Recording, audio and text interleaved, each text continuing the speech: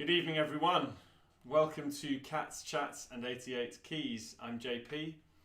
It's Friday evening, which means it's showtime.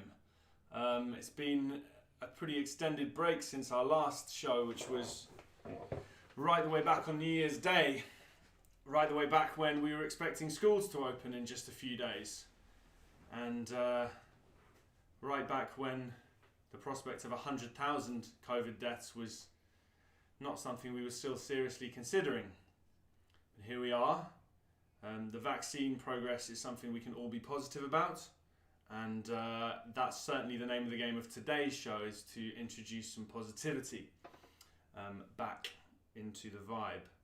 It's been a strange time here for the last few weeks, what with one thing and another, and we as a house are feeling slowly rejuvenated, I would cautiously say.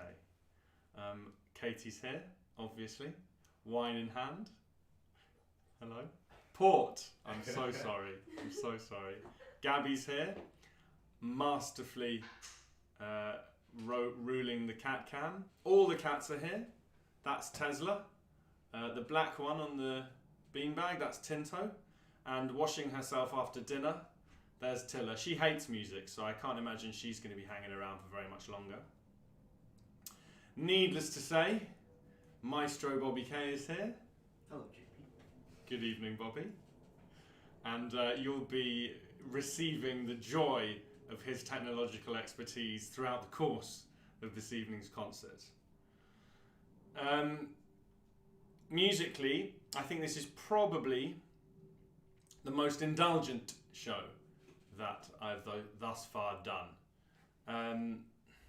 I've often spoken to you in the past that while it's a lovely thing to share music with you all, fundamentally, maybe not fundamentally, but at the same time, these shows are incredibly invaluable for me, for my mental health, for my well-being, to still be able to perform in some sense of the word and share this wonderful music with lots of people is well, in non-COVID times, very much what I get out of bed for. Just had a cat fight, amazing. And so, yeah, the last few weeks, as I mentioned, have been quite tough. That's why I've taken a bit of a break from the shows. And so coming back today, I wanted to play some absolute gems of pieces. A couple of which have quite significant personal connotations. And one of which I'd never heard before until fairly recently. So we're going to start with some Chopin, and then we're going to have a kind of triptych of Liszt. The Chopin has been programmed in order to, let's say, maybe convey some of the doubts and darkness and uncertainty that I was feeling a few weeks ago. So that the three Liszt, which are all love songs but different kinds of love songs, may lift us out of that and into the light. This is a Chopin prelude, but it's not one of the Chopin preludes. It's one he wrote much later and is, I think, arguably the most extraordinary of them all.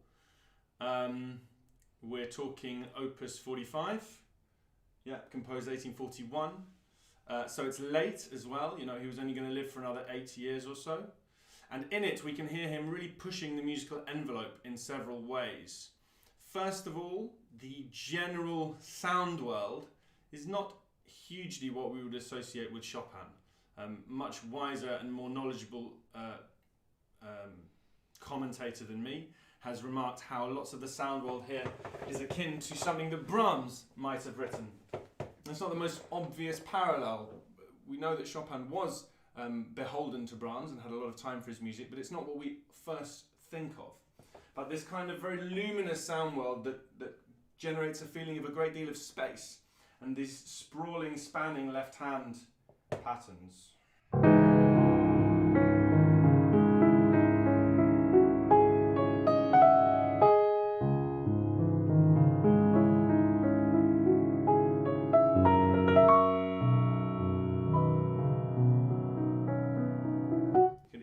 Something out of late Brahms. And the second aspect that I want to draw your attention to here, which you'll already have heard probably, is quite how extraordinary it is harmonically.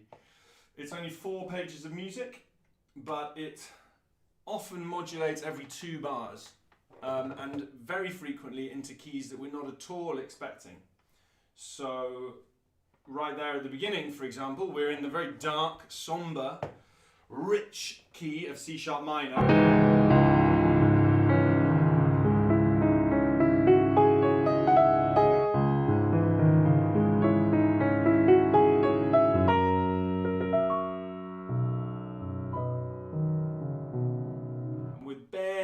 Smallest sleight of hand, we're suddenly in B major, a very, very unrelated key.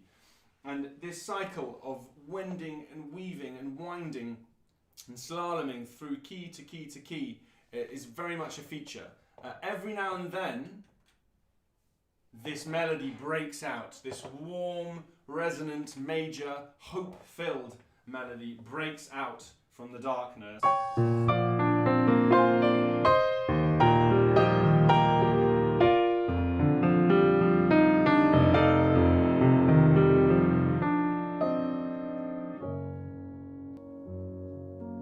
And then more often than not has the rug pulled from underneath it by a wrenching, unexpected modulation. I want to draw your attention as well to some of the left hand writing. I mentioned how sprawling it was, how much of the piano's range it was covering. It's very, very cool accompanimental writing in the sense that it fundamentally is just showing us the main harmony. In C sharp minor, these are fundamentally the notes we hear, the 3 notes of C sharp minor chord.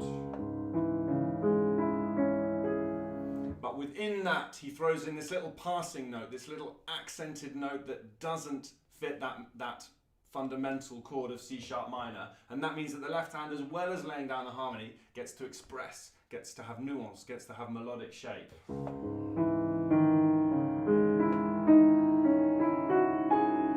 No matter what key we're in, he's always using that device. And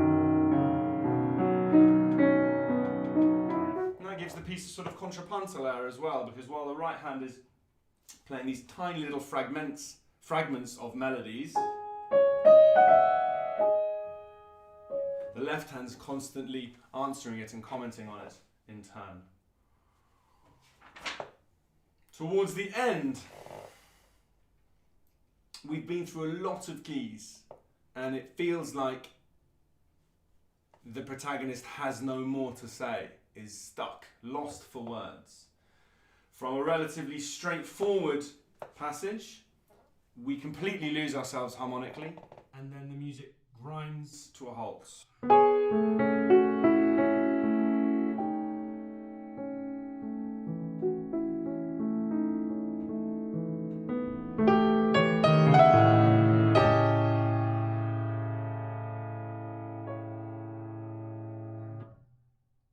Which follows one of the only times Chopin ever writes the word cadenza in one of his scores.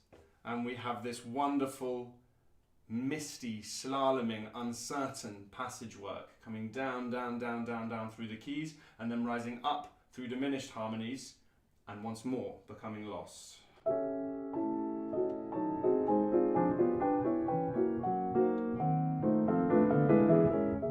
have no idea where we are at this point. He then crashes us back into a fairly standard C sharp minor cadence, and the piece ends in that darkness and that fashion.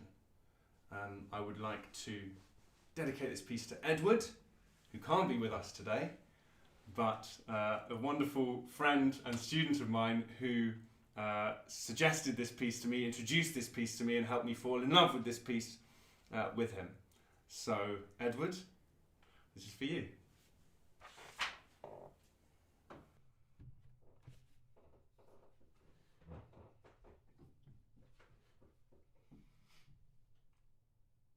I did want to just reference the beginning as well. The first 2 bars start with no bass line, no clear sense of harmony, and just slaloming, homophonic, so all the lines moving together, uncertainty, until C sharp minor is reached, and off we go.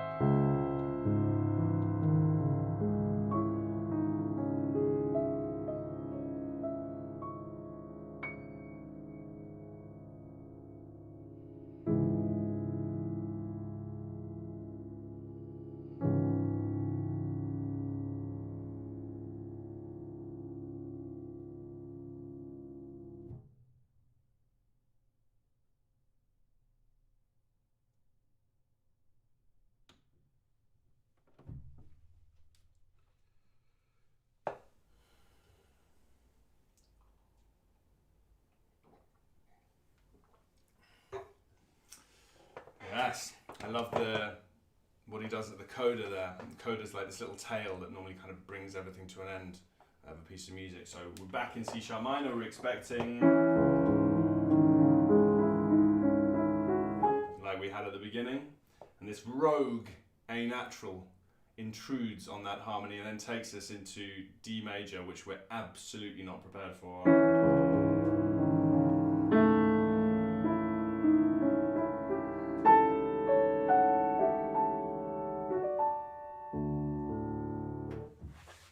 Amazing.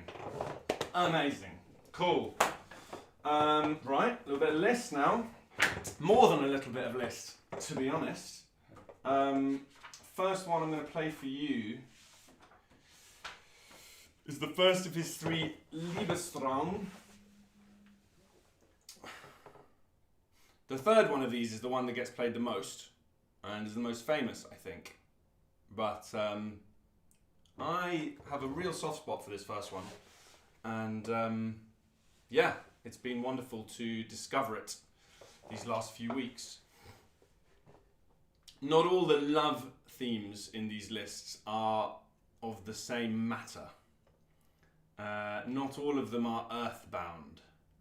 So the second 2 that I'm going to do very much are, but the first one is Liszt in his much more spiritual mode.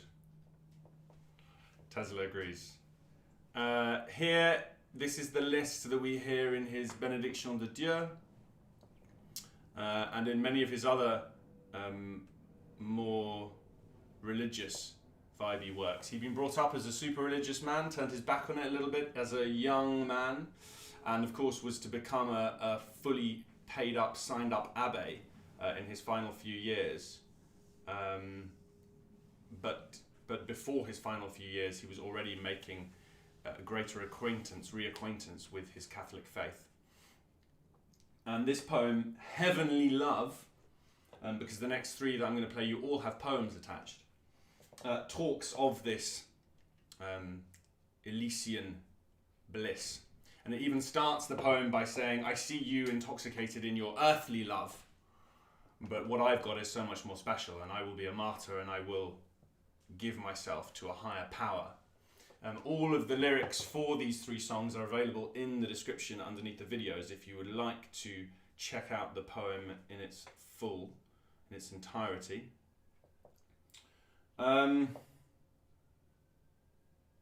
This is Liszt in fully fledged cantabile mode. Cantabile means singing, and unlike that Chopin where there was a great deal of counterpoint and we could hear lots of different motifs of interest punctuating through the texture, here the melody is normally always in one place around this sort of range and at the top of the texture, and the job of everything else is to create a halo, a warmth, a cushion of sound around that melody.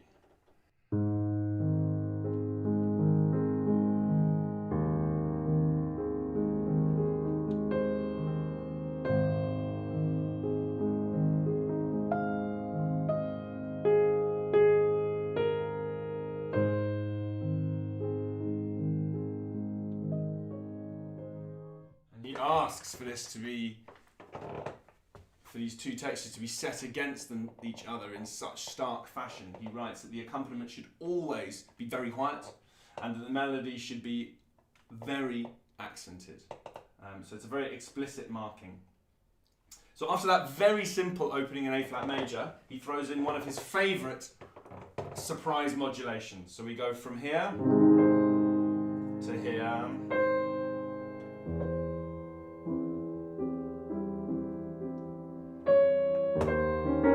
And then back again.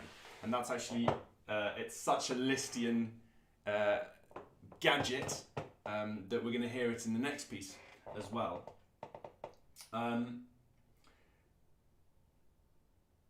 There's a good deal made in this of a juxtaposition of movement and stasis. So while this is happening,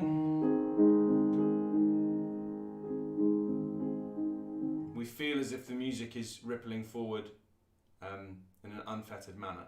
But every now and then he stops that happening completely, and so we are suspended in time and space.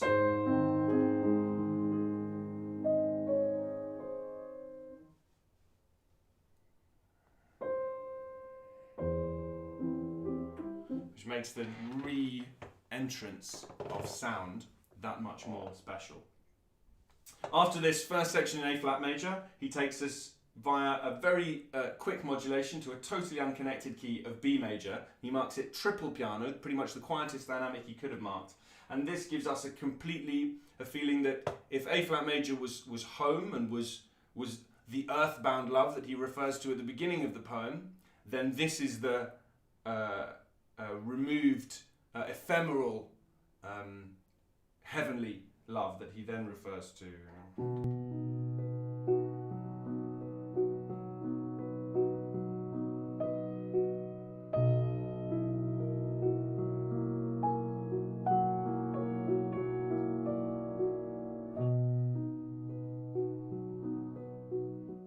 Such pure music, such simple harmonies, and then every now and then an indecently schmaltzy bit of chromaticism.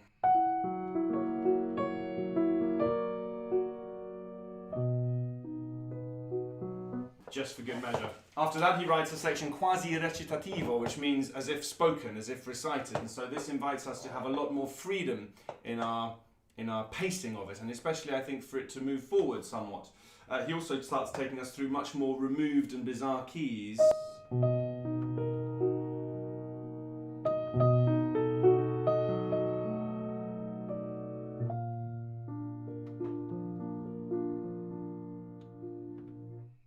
Before we finally get the climax of the section, which he again takes us into a key we've not even hinted at so far, A major.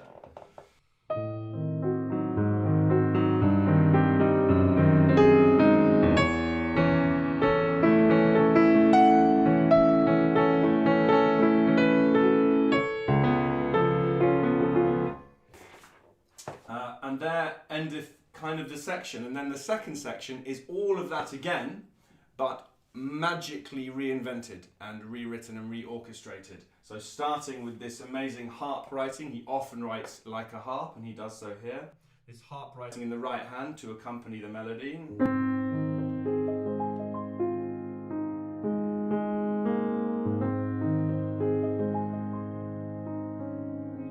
And then this even more filigree, twinkly, starlit writing.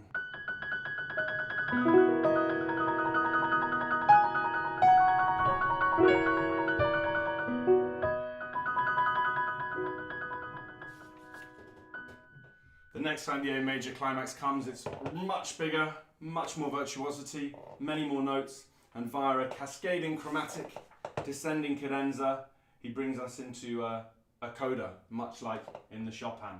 And like in the Chopin, there's one final harmonic surprise here as he teases us with the unexpected A minor tonality.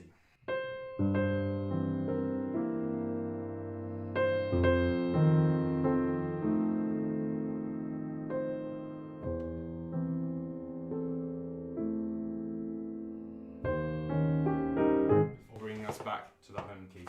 And a really special piece, and very much hope you enjoy it.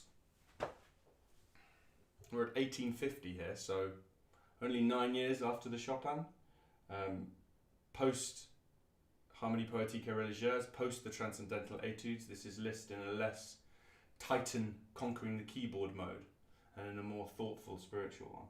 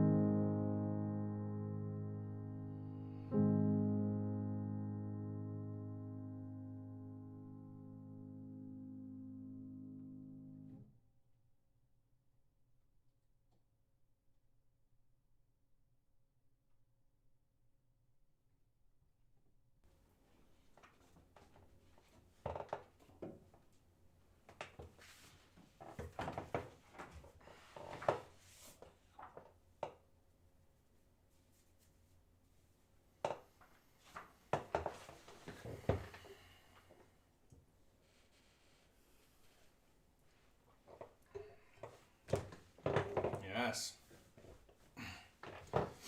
From the heavens to the earth, we descend to the love of mankind for each other.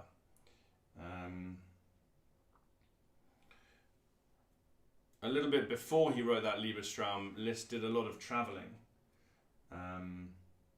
which was not, super common in those days, travelling for the sake of travelling. But he was a man who wished to explore what the world had to offer, and in particular his travels to Switzerland and Italy prompted great inspiration for him. So much so that he then composed 2 sets of works called Years of Travelling. Well, actually he composed 3 sets of works, but 2 sets of works, one dedicated to Switzerland and one dedicated to Italy. And in them you can hear evocations of nature, evocations of art, visual art, paintings, statues, and evocations of poetry, evocations of historical characters sometimes as well. They're wonderful works. And in the centre of this book on Italy are 3 sonnets by the poet Petrarca, who composed, I think, 366 of these sonnets, all about the same person. A woman called Laura, or Laura, as he was Italian. It's not entirely known to us if Laura was fictional or not. If not, and she was aware of this, I imagine she was fairly freaked out by such an inundation of love and outpourings. He wrote 366 because he wanted one for every day of the year. And Liszt took 3 of these and turned them into songs, first and foremost. Songs that are more commonly sung by soprano, but work just as well for tenor. And although I was obliquely aware of the sonnets going back a long way, the piano versions, it was working on the sonnets in their song form that really blew me away and made me fall in love with them so much. Something about the way he writes in Italian was very moving. He brings a little bit of the bel canto, a little bit of an operatic style into the songs, almost certainly inspired by the language.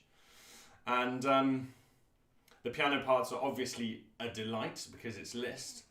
And there was something about being able to support a singer singing beautiful singing things, and then when you had the moment, just throw in these exquisite little few bars of curveballs or little interjections or modulations, and it was so pleasing to have that as a back and forth, as something of repartee rather than to do it on one's own. The climax of this love affair with these 3 songs was at my wedding a few years ago, when, as part of a kind of evening concert festival vibe, a couple of my friends sang the 3 songs with me, and obviously that was a very special, moving occasion for me. And I felt in this time of struggle and strife, I'd quite like to return to that vibe. And so I've picked the 3rd one of those to play for you. I think it's my favourite. I think it's my favourite in the piano version. Possibly the 2nd one I would pick if I was with a singer. But ever since I heard the main theme of this sonnet, it had me. It's super simple. It only involves 2 different chords, whereas the piece I've just played you involved the home chord, the dominant chord, and then the home chord again as its main fundamental unit of discourse. At the very beginning here we have the tonic chord, the subdominant chord, and then the tonic chord. And the subdominant chord is always the chord that makes everyone sigh, because it's a very connected chord to the tonic, but rather than going up a fifth, it's going down a fifth, and so the music relaxes and sinks away. And that's why so often in a multi-movement piece the slow movement will be in the subdominant key to achieve that feeling of relaxation. So the tonic to the subdominant has a much more mellow vibe, and is also much more kind of, well, we associate the subdominant chord also, or the subdominant chord going to the tonic chord, going to chord 1, with amens and with a church setting. So it has that kind of slightly reverent vibe to it as well. And if you write 366 sonnets for one human, there's definitely some reverence there. Possibly too much, I would hazard. And then on top of it, the right hand spins this melody, which is artlessly simple and is beautifully calculated to combine notes that fit within those chords and notes which lie outside those chords. And so the notes that fit within those chords sound safe and comfortable and stable, bless you. And the notes outside the chords give us a lovely little bit of pain, a bit of tugging on the heartstrings.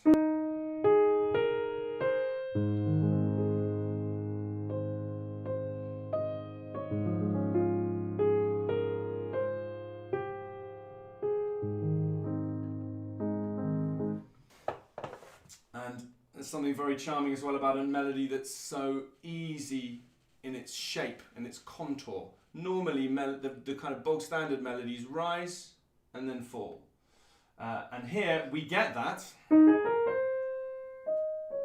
then we come back down again. But in the middle is all this bending and weaving that has an amazingly... It's like we're being led like a fish on the end of a line, just led wherever the whim of the music and the composer wants to take us.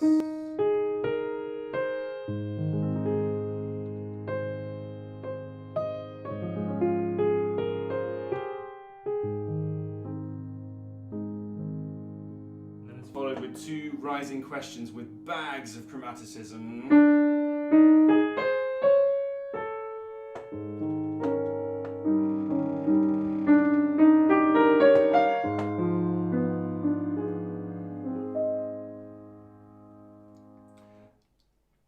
And then he takes us actually through the same C major key relationship that I pointed out to you in the Liebesträume and I said would come again here. Verse 2, he talks more about weeping, and the music immediately follows suit and takes us into the minor.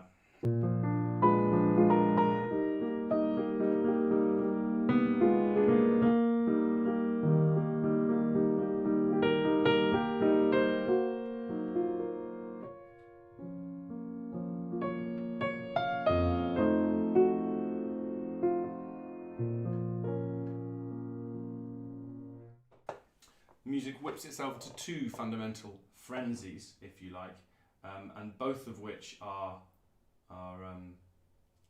made possible by a sort of amplification of this chromaticism from the beginning. The beginning we had a melody that was very chromatic, and what he's doing here is putting that melody into the accompaniment and using it to turn up the heat. So while the melody is... Underneath that we have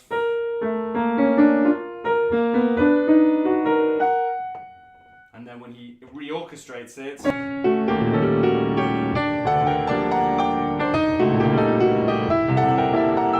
he manages to turn what was a simple easy melody into something that is now the accompaniment, but a dominating accompaniment, an accompaniment that is transforming the music into something that probably we didn't believe it could be when the piece started. This leads to one of the best modulations ever in any piano music, which I'm not going to spoil for you by playing in advance. And then he whips us up to a proper big climax, and it's amazing what he does with the writing here. He puts the fundamental tune in the thumb of the left hand, right in the middle of the texture, and then has a bass line supporting that down here, and then a right hand accompaniment that punctuates on the offbeats to give us a kind of breathless feeling of frenzy.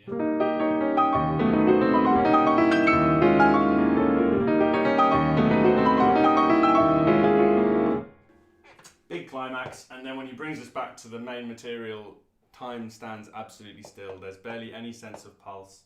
The spread chords we had at the beginning are now written as individual notes, basically as an invitation to be as indulgent as you like.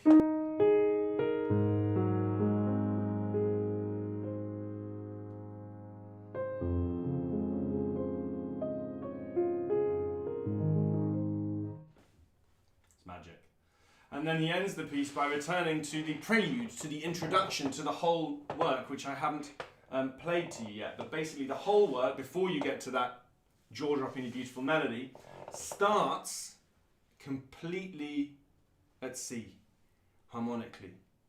We don't know where we are. We don't know what we're feeling. The beginning of the poem starts with the words, "I saw on earth this heavenly beauty, this angelic virtue that obviously had no place in my mind on earthly soil." And at the beginning of the work, it feels like we don't really know what's going on. So emblazoned are we by what we're seeing.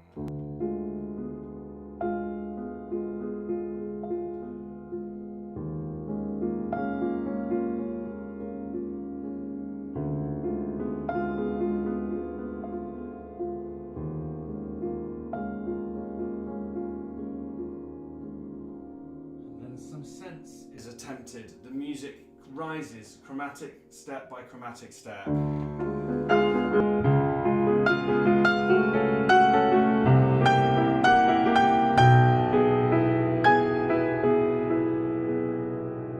keeps going.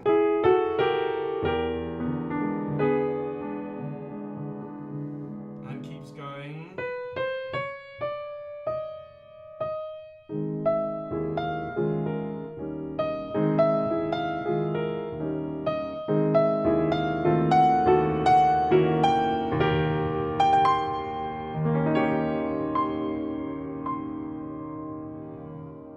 Until it can go no further.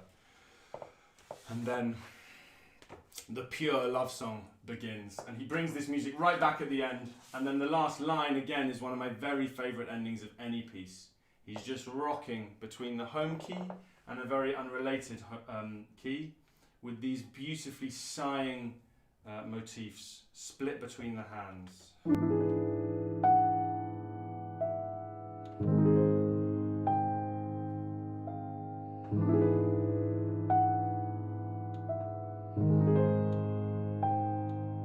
Separating the semitones from, and then he climbs one step higher and one more.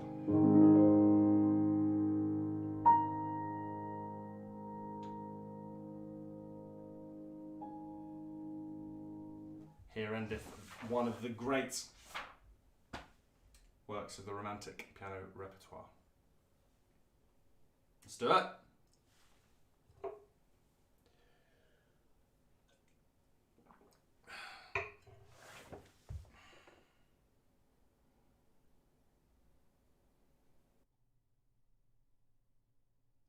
should say that the piano version is incredibly faithful to the vocal version.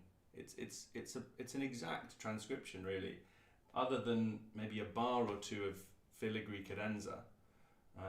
But then there are cadenzas in the songs, in the piano parts. So what you are hearing is very much exactly what you would hear in the vocal version. The level of faith is impressive. And every single note you hear in the melody would normally have been sung. But things like this introduction, this lost introduction, is a piano introduction. And the singer doesn't come in for ages. And only really, I think in Liszt would an introduction be so long. Schumann was famous for the epilogues, for the outros that he wrote for the piano. But this kind of tone poem intro is so Liszt and is so glorious.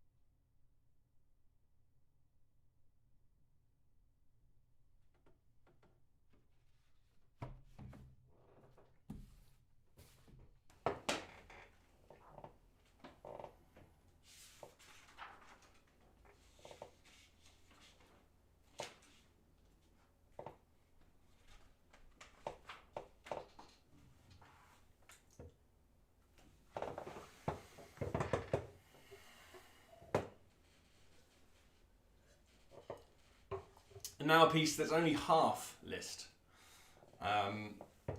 One of the many things that I love about Liszt as a guy, more than just the beautiful music he wrote, was how generous he was to his contemporary composers and musicians. He really did so much to promote other people's music. Probably the most impressive tale or example of him doing this is his attitude towards Wagner, because he did a lot to promote Wagner's music and wrote these glorious piano transcriptions, but Wagner treated him like crap. I mean, didn't seem to value their friendship, didn't reciprocate. Wagner famously was not the most pleasant of human beings, and it didn't matter to Liszt. The music was good enough that it deserved to be heard. And while it might seem bonkers now to us, the truth is that mid-19th century, Schubert's music was not that famous, was not that well known. He hadn't died as a very successful composer. And, you know, it became a gradual process of exposure and appreciation that led us to where we are now, where he is, you know, spoken about in such hallowed tones. Liszt had a huge part to play in that. He arranged so many of Schubert's Lied, his German song, for solo piano, and turned them often into these extraordinary tour de forces. Very faithfully done.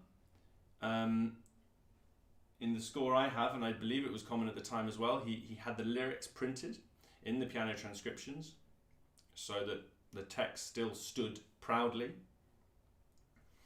But you can imagine Liszt was this mega superstar performer, probably, well, by far, certainly, unlike anyone that had been seen hitherto. And when he played Schubert, people loved Schubert and people heard Schubert. So it really was a wonderful labour of love. And famously he did it with lesser-known operas as well, many Italian operas, these enormous, incredible transcriptions to bring this music to other people.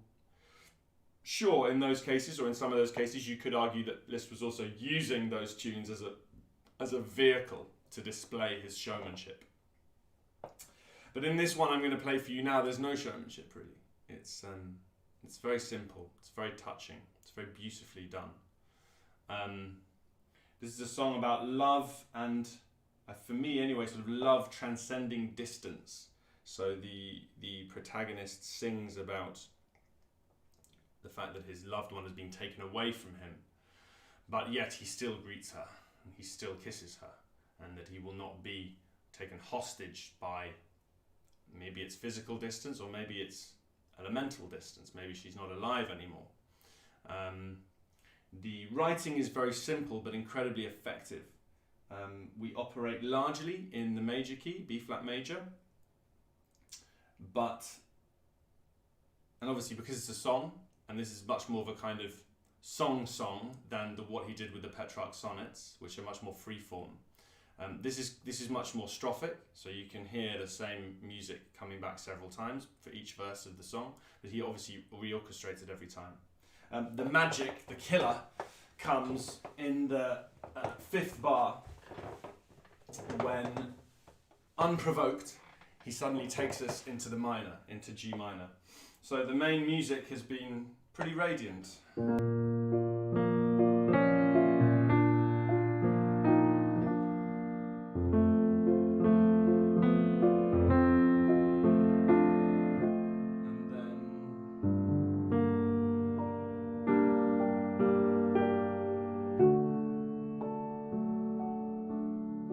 Taking us into the minor, first of all, sows a little seed of darkness and of doubt, and plus by going from the tonic chord, from chord 1 to chord 5, he asks a question.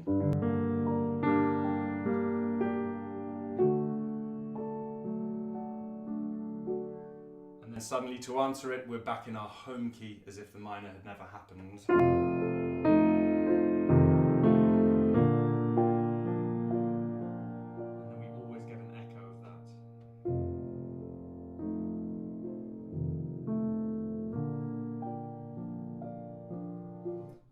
that's the heart of the piece, that kicker into the minor every time. There are some more explicit, stormy travels to the minor, to the tonic minor, to B flat minor, as he allows the music to become a little bit more extrovert.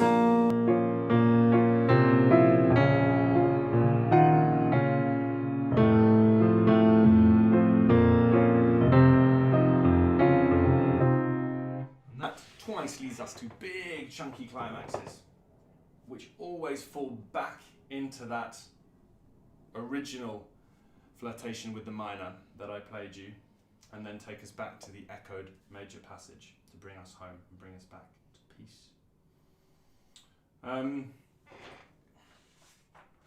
Just about the beginning, really, he manages to set up this atmosphere so simply and artfully. The harmony is super simple. 2 bars of chord 1, 2 bars of chord 5. Very bog standard. And the right hand is fundamentally agreeing with the harmony as well. But just at the end of each bar, he throws in this little chromaticism which just stops us in our tracks, which just forces us to take a little bit more time. And then the bar that follows gives back the time and falls back down the harmony that it should.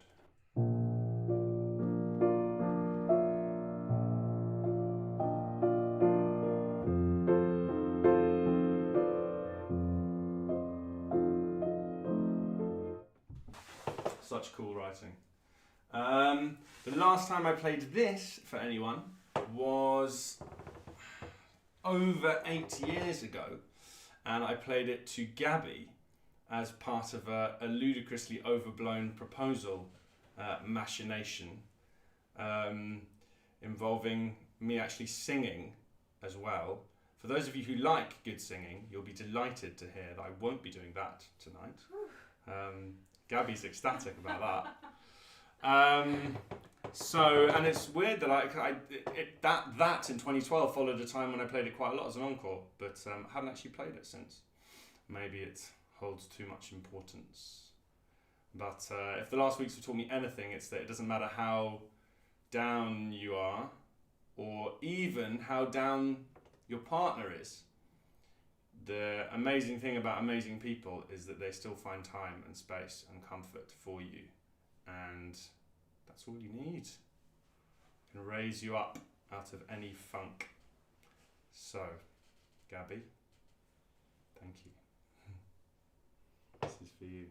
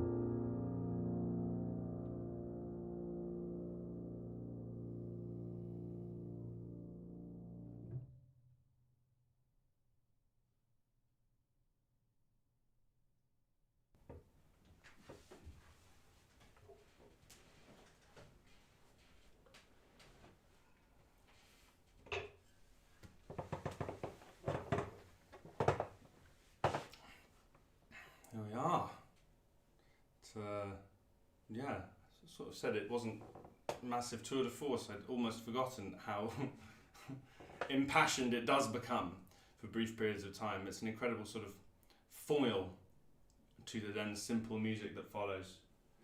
What I wanted to say, which I forgot, is how particularly amazing I think the apex, or the deliverance, if you like, for me of this work is. So I mentioned about the G minor, of course. You might well have heard on the last page that he starts that and then takes us into the most incredible change of colour and harmony.